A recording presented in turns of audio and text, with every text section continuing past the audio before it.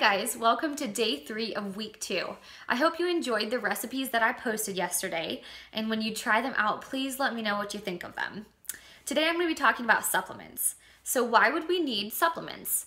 Well, even if we have close to an ideal diet, which most of us don't, it can still be hard to get all of the nutrients that we need to function in an optimal way. And unfortunately, also today, we have a declining soil and food quality. And so we're probably not getting all of the vitamins, minerals, and antioxidants that we think we are from the food that we eat. There are also increasing chemicals that block nutrient absorption of our food. Decreasing the chemicals in the food that we are eating, and also decreasing the chemicals in our home by getting rid of the chemicals in our products can really help in that area, but we can still need some extra help. Another thing is that environmental toxins can be a big stress on our body. And then also, some of us have specific health issues or deficiencies that we need help with to bring us back to an optimal state. So the first thing that I want to cover is what we want to avoid in supplements so that we can get into our cupboards and we can ditch the supplements that are not helping our health. Because unfortunately, most of the supplements out there are not quality. The supplement industry is huge, and many supplements are filled with ingredients that are actually harming our health instead of helping it.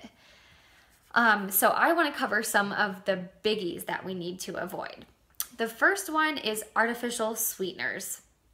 Many supplement companies rely on artificial sweeteners to make their supplements taste nice and sweet and good to us, but also be low calorie. So these are things to especially watch out for in anything that you're going to be tasting. If it's a chewable thing or something that you mix into a drink, most likely it's gonna have artificial sweeteners in it. Some of the big ones to watch out for are aspartame, sorbitol, sucralose, but artificial sweeteners can come under so many different names that it can be hard to identify. So I am going to post a chart below with a list of names of artificial sweeteners that you can look for. So get out that list and go into your cupboard and compare it and pull out the things that have those artificial sweeteners and get rid of them.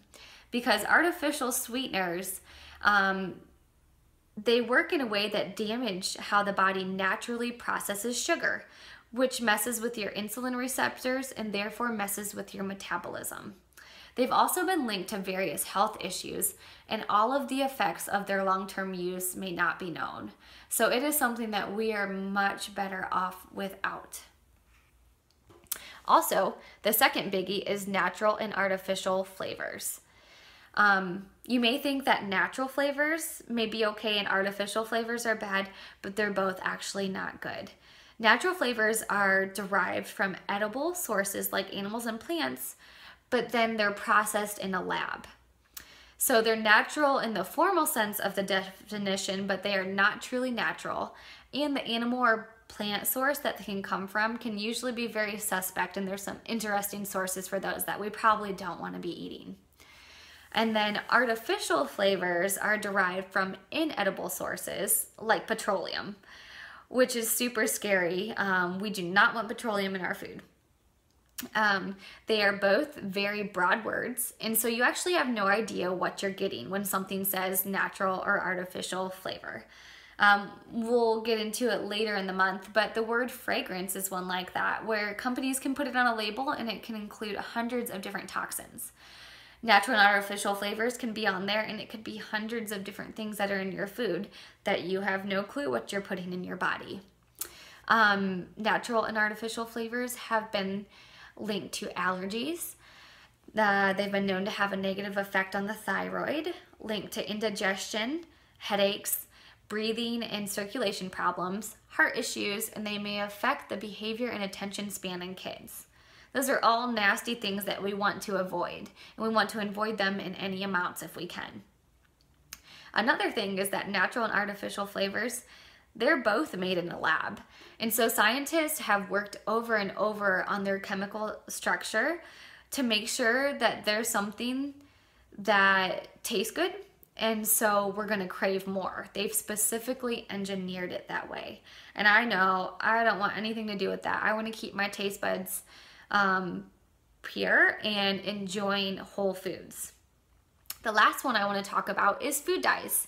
The most common food dyes are red 40, yellow 5, and yellow 6.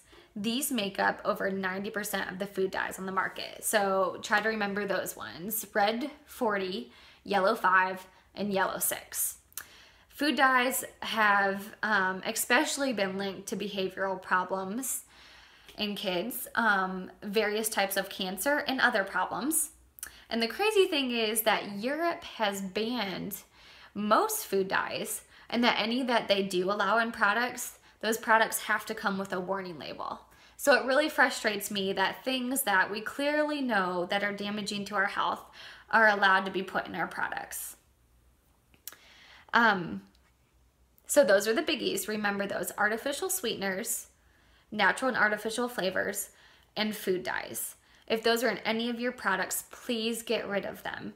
We get supplements because we want to do something good for our health, right?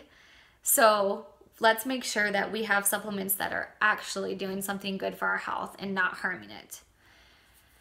Okay, so the tricky part is that even if you have supplements that don't have those nasty ingredients in them, that doesn't mean they're doing what they should be doing in your body. Supplements are a very complicated thing, and they have to be created in the right way for your body. So there are synthetic and isolated nutrients, and then there are whole food nutrients. And obviously we want supplements that are made up of the latter. They are not all created equal. So synthetic and isolated nutrients can create numerous problems and imbalances in your body, because your body is not made to recognize things like that. They treat them like foreign substances, and they don't utilize them like they should. Our body needs the whole food supplements that are simply made from concentrated whole food. They're highly complex structures that combine a variety of elements, both known and unknown, which all work together to do the correct job in your body. And so nature blends nutrients and food together in a specific way that work in the best format for our body. And so that's the way that we want to go with our supplements, making sure that they are whole food based and that they've been created to work in our way that our body can actually absorb them. It can assimilate them into our body, and it can use them to increase our health. So some things to look for in a supplement: not to have all of those artificial ingredients. Make sure it is as close as possible to its natural form, and also making sure that care is involved in its production, in growing the ingredients, in manufacturing the supplement, and in testing for quality control. And I will tell you guys that there are not many supplement companies out there that make good supplements that meet all of those standards. And so do your research. Young Living is a company that I trust with my supplements. They have very high standards as far as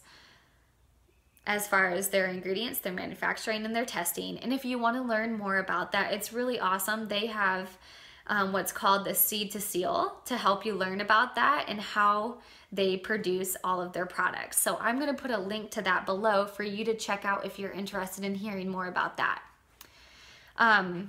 That's all I have today for supplements. Let me know below anything that you learned today or anything that surprised you. And then tomorrow I am going to post some Young Living supplements that I really enjoy. Everybody is different and has different needs, but there are a few supplements that I believe most everyone would benefit from. So I'm going to feature a few of those, as well as a few specific ones that you may find would suit your needs. So you can look forward to that tomorrow. Thanks, guys. Bye.